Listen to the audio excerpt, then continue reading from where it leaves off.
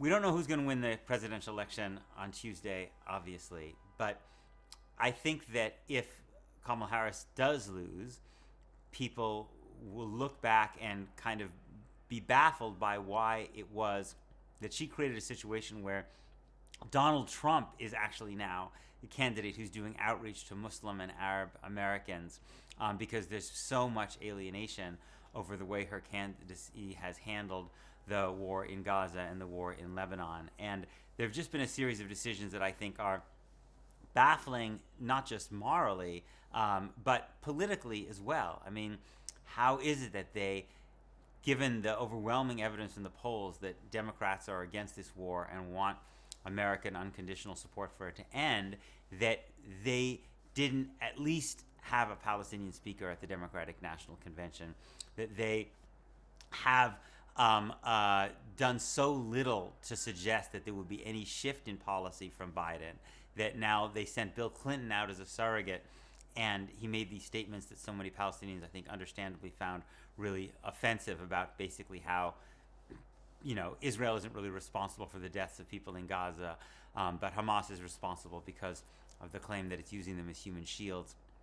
And I think that what's happened here is that this long-term problem, which people sometimes call progressive accept Palestine, which has always been this big moral problem, because it's basically this reality in which people don't live their stated values of human equality when it comes to Palestinians, kind of surprised a lot of people by becoming a political problem as well. And I think my hypothesis is the reason the Democratic Party and the leadership has been so tone deaf on this issue is that it was become so baked in for such a long time for Democratic leaders to basically ignore Palestinian rights, ignore Palestinian freedom, to make it a kind of an exception to the way they see the world,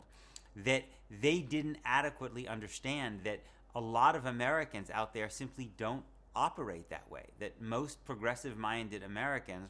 see Palestinians and Israel-Palestine through the same human rights, equality-oriented lens that they see everything else.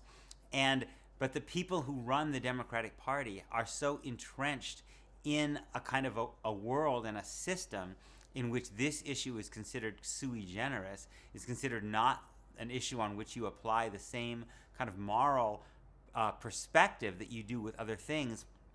that they've really underestimated how much this issue matters to a lot of people, not just Arab and Muslim and Palestinian Americans, but to a lot of progressive-minded Americans. And so they've done things that, you know, these are supposedly smart people who are running the Harris campaign, who are in charge of the strategy for defeating Donald Trump, and yet again and again it seems to me they've made really stupid political mistakes. And I think, again, the reason I think is because they have come of age in a Democratic Party in which this issue was not taken seriously morally. And because it wasn't taken seriously morally, it wasn't taken seriously politically, the question of Palestinian rights, Palestinian freedom. And now in this election, I fear it really could cost the Democrats a great deal.